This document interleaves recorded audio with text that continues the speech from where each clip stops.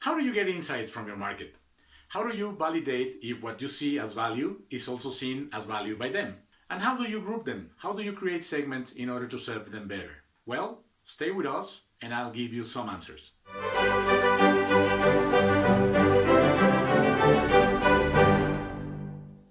Hello, this is Value Talks and I'm Lalo Duran. Welcome. To identify what our market perceives as value, we use usually insights.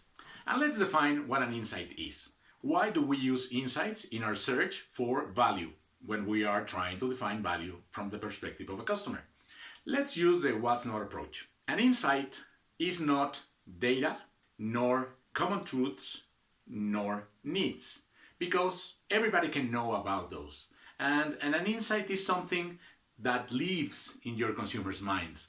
So in order to know what an insight is for your customer, what the insight is, to get insights from your customers, what you do is you dive into their minds to understand basically two things. Why do they do things and how they do those things? When you get to know that, you are getting further into the search of the holy grail of marketing, understanding what value is for your customer and how do they get their solutions and why. That's why we look for insights.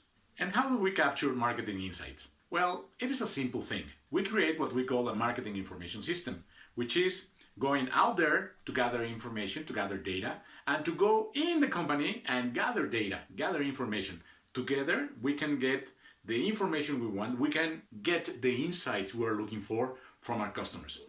It is like if we had an MI6 or a CIA in our companies, because when we start looking for data and we start looking for facts and we start looking for things that are going on out there and in here, it is like we're taking a peek into what our competitors are doing, into what our customers are doing, into what our market, our channels are doing. So in order to do this data gathering, this insight collection, we go for outside data and we go for inside data, and together we work and put it in the form of insights. How do we begin with it? Well, we start with the inside data. Let's say that we have things like tickets, like receipts. Our customers leave a trace of what they do with us. So what we start doing is, from the internal side, to collect that data, those data from receipts, calls, and other kinds of interactions, and start putting them together to get conclusions. That's what we usually call business intelligence. And yes, business intelligence is a tool to gather inside data from the company, get into conclusions in order to know how customers are behaving. For instance, let's say we are an airline and we start doing some research, some business intelligence on our passengers' behavior. And we identify some passengers which have these, let's say, contradictory things. In long-haul flights, they choose a window. On short-haul flights, they choose an aisle. So what's their motivation? We don't know, but at the end, when we do this analysis, we don't care because we already know how do they behave. And based on that, even though it's a, let's say, superficial insight because we don't know their motivations, we know how do they behave. So we can produce communications, offerings, calls, emails, a lot of things that let your customer, your passenger know that you know how they behave and that you care about them. So getting insights, high-level insights from internal data is a great tool to start creating a loyal relationship between you and your customers because you understand how they behave. And that's the first step on creating great relationships with your customers. If you want to understand your customers' motivations, then go for market research. That's a great tool in order to go out there and gather data, gather information in order to know what's going on with your market, what your customers are doing, how your customers think, what your competition is doing. If you ask me how do I define market research, is to go out there, look, take notes, and try to get to conclusions from that data. Do it. It's a great, great activity. Now, when you go out and you try to get data from your market, there's two options.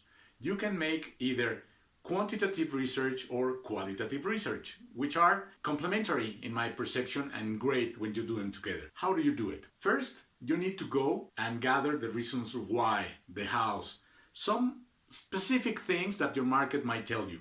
For that, you can use qualitative or quali for short. Particularly, I root for in-depth interviews and observation. Why? Because when you talk with somebody in an interview, in an in-depth conversation, you start having the opportunity to ask why, how, so, and things like those. And you can find many reasons why. The other thing that I love to do is to watch people. When we are creating value, when we're trying to communicate value, to deliver value to our customers, sometimes we need to understand how do they solve things? How do they take care of things? How do people use scissors, for instance? How do they use tools? Or how do they get into their houses? Or how do they get dressed?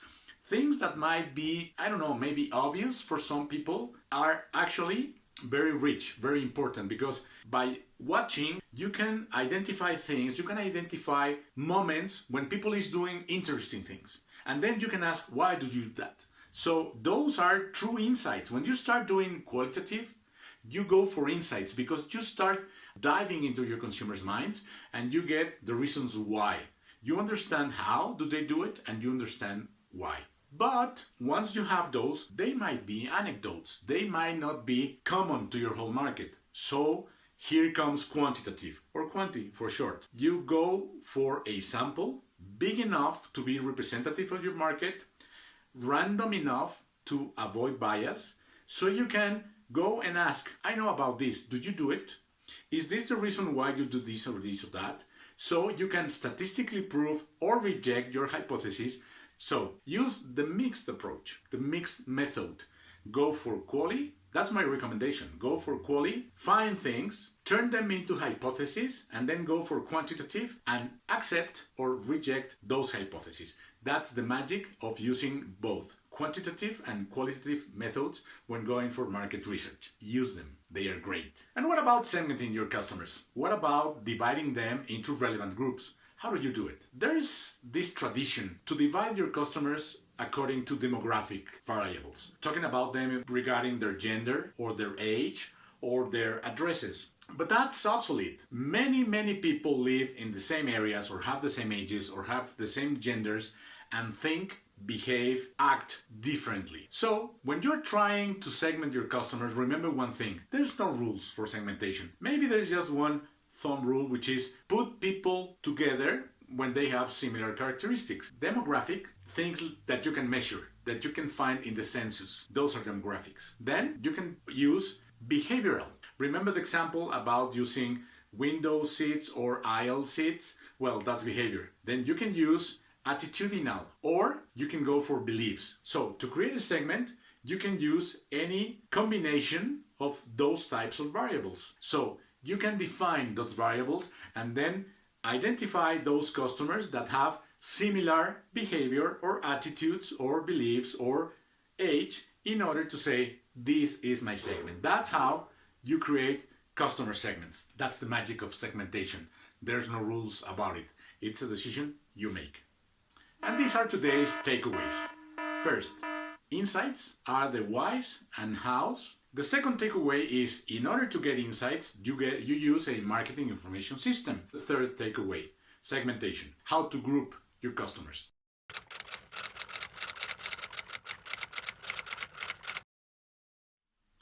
This was Value Talks and I'm Lalo Duran. See you next week.